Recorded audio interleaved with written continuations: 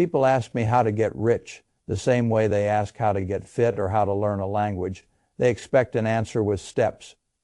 Go here, do this, repeat it every day. One day the result appears. I understand why they ask it that way. There are many parts of life where that logic still works. If you ask me how to get stronger, I can tell you to go to the gym and keep going. If you ask me how to improve your English, I can tell you to speak it every day, read it every day, make your mistakes in public, and keep going. If you ask me how to learn Japanese, I can tell you what books to buy, what grammar to start with, what drills actually matter. Those are hard things, yes. But they still belong to a world where effort and repetition have a fairly clean relationship to outcome. Getting rich is not like that anymore. That is where I want to begin. Because the first lie ordinary people are told is that wealth still behaves like skill. Work hard enough, long enough, smart enough, and eventually the money will follow. That sentence used to have some truth inside it. Now it has much less. And if you do not understand how much less, you will spend years blaming yourself for a game that was never built to let you win cleanly. I was reminded of this recently in a way that made the whole problem feel almost painfully simple. I was at a friend's 50th birthday party. We were standing outside a pub. One of his relatives, a younger man, recognized me and came over with a question. Everybody eventually asks, "You are that guy, right? What do I do? How do I get rich?" Not long after that, I had a friend over at my house. We were cooking dinner. He asked me almost the same thing. "You have money. Tell me how to get rich." The wording changes, the tone changes, the hunger behind it does not. And each time I hear it, part of me wants to answer the way people want to be answered. I want to hand them a formula that keeps their dignity intact. Do these 5 things. Stop doing these 3. Give it enough years and you will arrive. That is what people want. But if you tell them that with a straight face in the society we live in now, you are not being honest. You are comforting them with an outdated story. So when my friend asked me, I told him to ask a better question. Not because I was avoiding the issue, because the question itself carries a false assumption. It assumes riches are still broadly available through effort in the way strength, language, or ordinary competence are available through effort. They are not. There is one method that works almost flawlessly now: have rich parents. If that failed, the truth gets much harder. I say that not as a performance of bitterness, but as a description of the world. And before somebody hears that and thinks I am exaggerating, let me tell you exactly where I am coming from. I made my money as a trader. I was very good at it. I worked professionally as a trader for years and had periods where I made an enormous amount of money very quickly. If you can get that job, and if you are genuinely good at it, it is one of the fastest legitimate ways to become a rich person. That part is real, but now we come to the detail that matters. Almost nobody from an ordinary background gets that job anymore. That is the piece people skip. They hear the existence of the route and assume the route is open. It is not. Not really. Yes, I was a strong student. Yes, I was mathematically gifted. Yes, I got into a very good university and did well there. All of that mattered. And even after all of that, I still needed a level of improbable luck and unusual achievement just to get through the door. The route was narrow even then. Now it is narrower. What I want you to understand is that when people point to high-paying professions as though they are universal ladders, they are usually ignoring the hidden gatekeeping around them. It is not enough to know a job exists. The real question is who the system allows into it. And in many of the jobs that produce serious wealth quickly, the answer is increasingly the same people: the children of money, the children of networks, the children already near the right schools, the right polish, the right social codes, the right confidence, the right assumption. This is why I cannot simply tell an ordinary young person, "Do what I did." That would be dishonest. Not because effort is meaningless, because access is no longer distributed in a way that lets effort breathe the way it once did. Then people say, fine, if I cannot get the job, teach me the trade itself. Teach me how to trade. I have had this conversation too many times, and every time it reminds me why I refuse to glamorize trading for ordinary people. A few years ago, especially around the beginning of the pandemic, I had friends who were trying to buy houses.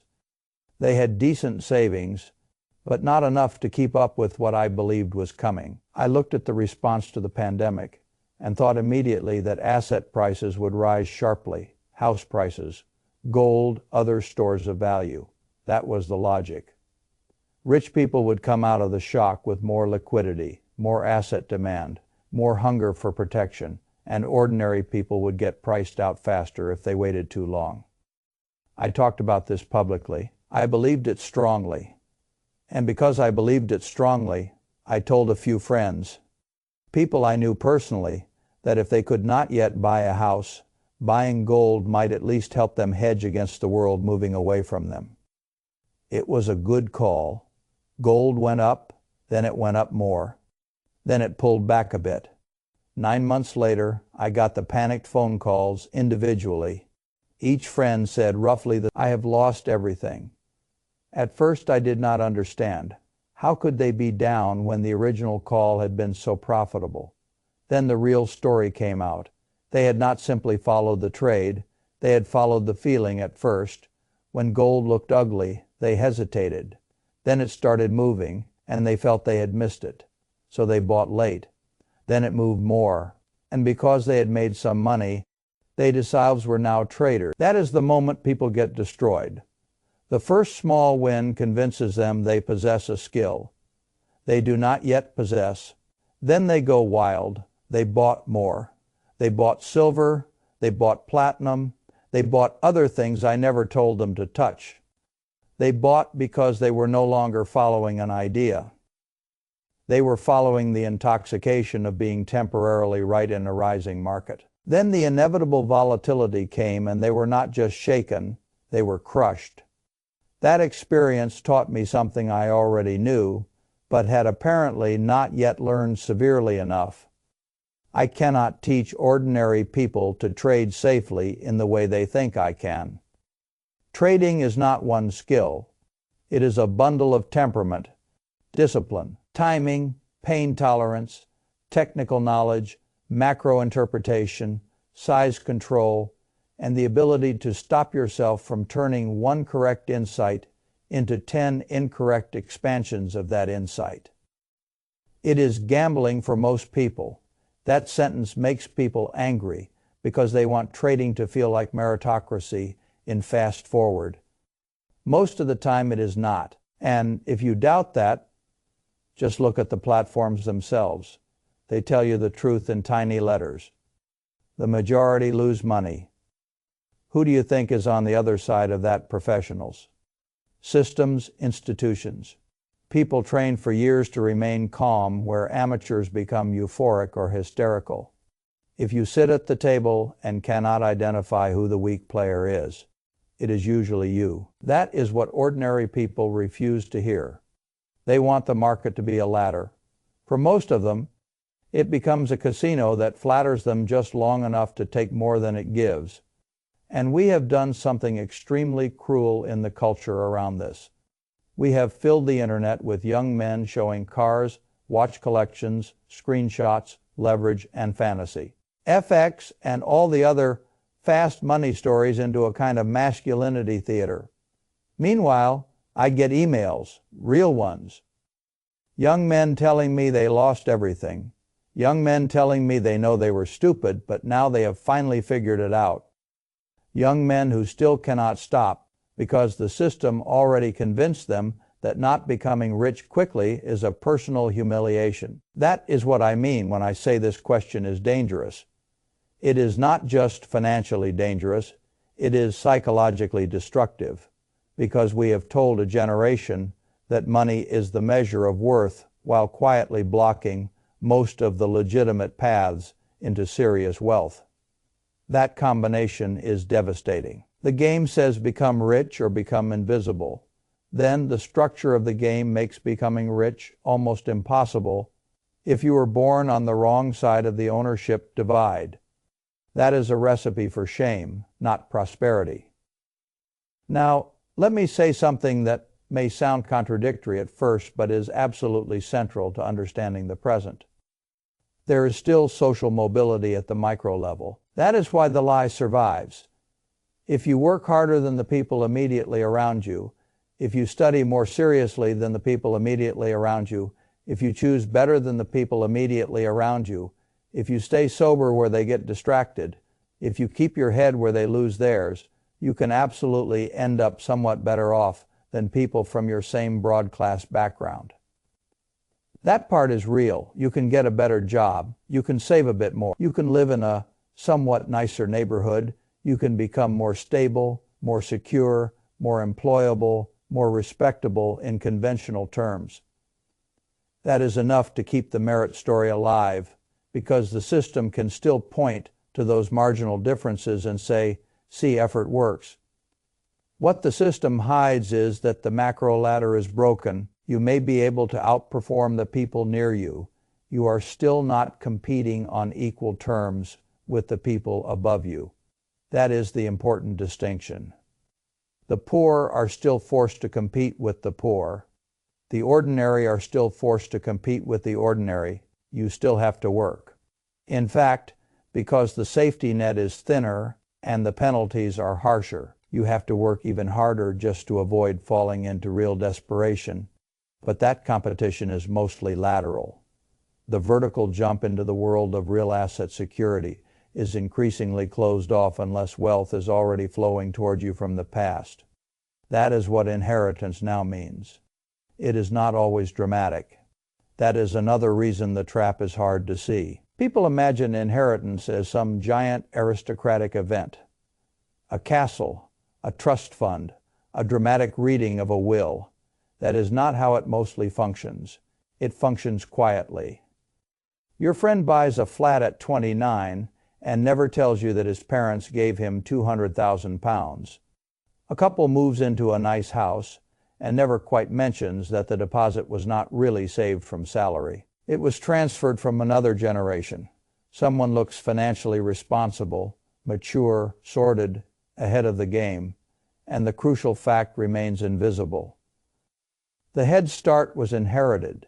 That invisibility matters, because when the transfer is hidden, the people without it start comparing themselves to people they were never actually competing with on equal terms. And once they do that, the shame machine begins. Why am I behind? What did I do wrong? What are they doing that I am not doing? Often the answer is maddeningly simple. They were born closer to capital. That is all. This is why I keep returning to the same brutal conclusion. If you come from an ordinary, the system wants you to interpret your struggle as personal failure when it is increasingly structural exclusion. That is not a small difference. One interpretation produces self-loathing. The other produces political clarity. And that is what I think the culture is desperate to prevent. Because if ordinary people recognized clearly that the game is rigged around ownership, inheritance, housing, and capital access, then their emotional energy might stop being directed inward. They might stop asking, what is wrong with me? They might begin asking, what is wrong with the system? That question is much more dangerous to the people benefiting from the arrangement. It is far more convenient if the poor remain busy judging themselves and each other than if they begin recognizing the theft happening above them. That theft is not always theatrical. It is often legal. It is often embedded in tax rules, in asset inflation, in the housing market, in educational access, in private networks, in intergenerational transfers, in the protection of wealth and the exposure of labor. But it is theft all the same when the many are locked into permanent effort, while the few convert ownership into more ownership simply because the system was built to privilege what they already have. Now, I want to say something very important here because I do not want to be misunderstood. The fact that the system is rigged does not mean you should stop trying. That would be another form of surrender. If you are from an ordinary background, you still need to work hard. That is one of the cruelties of this era.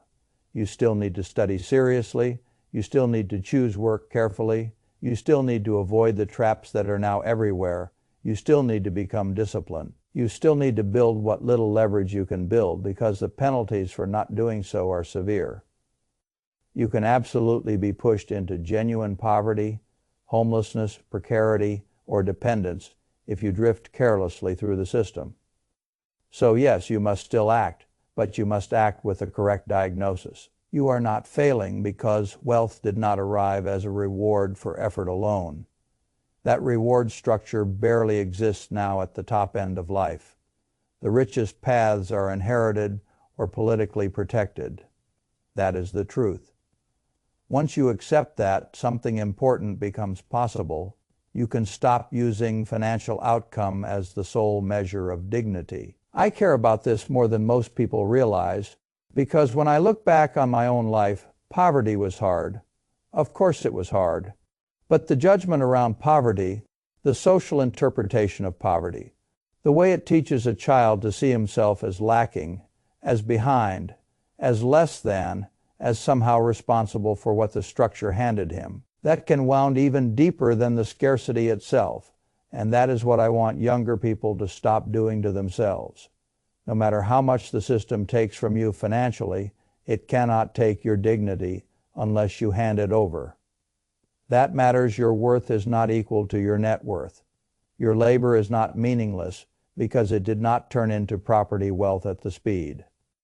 Some influencer promised you, your character is not bankrupt because your parents were not rich enough to buy you into the next class tier. You should be proud of what you do to support yourself. You should be proud of what you do to support a family or friends or parents or children. You should be proud of effort carried out in a system that increasingly refuses to reward effort proportionally. That pride is not sentimental. It is politically important. Because once ordinary people stop feeling ashamed of their position, they become harder to manipulate. They stop blaming themselves for macro theft. They begin seeing each other more clearly. They become capable of solidarity. And solidarity is the only thing that has ever scared a rigged system. This is why I come to the conclusion I come to. There are really only two ways to be rich now: be born rich or change the rules. That sentence is not a slogan. It is a strategic summary of the world. If you are already inside capital, wealth reproduces itself. If you are outside capital, the rules have to change, or you will spend your life competing fiercely for slices that keep shrinking while the top compounds. So yes, I want the rules changed. Tax wealth more seriously. Tax labor less. Rebuild an economy where ordinary work can once again produce security instead of only exhaustion. Rebuild housing access. Rebuild the possibility that a person from a modest family can build a life without having to win a miracle or marry one. Those are not radical fantasies. They are simply the conditions of a decent society. And if we do not restore them, then what we will continue producing is exactly what we already see around us. More anxiety, more shame, more competition among people who should be allies, more political confusion, more young men being tricked into dangerous forms of speculative self-destruction because quick money appears to be the only way out. More invisible inheritance passed off as merit, more poverty experienced as private failure instead of public design. I want no part of that lie anymore. Now let me tell you the identity shift underneath everything I have said. Most people think the question is, how do I get rich? I think the better question is, what kind of system am I standing in? And what does that system reward, block, and steal? A self-help mindset says, try harder. A structural mindset asks, harder relative to what, and against whom, and for access to what? A shame mindset says, I must have done something wrong. A clarity mindset says, the rules were built to privilege existing wealth, and now I can decide how to live, work, and organize in response to that truth. That is the difference. And once you make that shift, you stop asking the wrong people for permission. You stop measuring yourself by the wrong scoreboard. You stop mistaking inherited advantage for superior virtue. You stop treating speculative gambling like liberation. You stop comparing your inside knowledge of your struggle to the outside image of someone else's hidden subsidy. That is a much saner way to live, and it is also the only starting point from which real change becomes possible.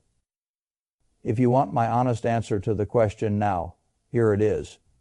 If your parents are not rich, you are not crazy, and you are not a failure because riches did not arrive. The system was arranged to make that path brutally narrow. You still must work. You still must protect yourself. You still must do what you can with the life in front of you. But you should do it without internalizing the lie that the outcome is purely a reflection of your worth. And if enough ordinary people can finally see that clearly, then perhaps we can stop fighting one another for crumbs and start changing the rules of the table itself. That is the only version of getting rich that still feels honest to me, not the isolated fantasy, the shared repair. That is the path I would rather walk. You should too.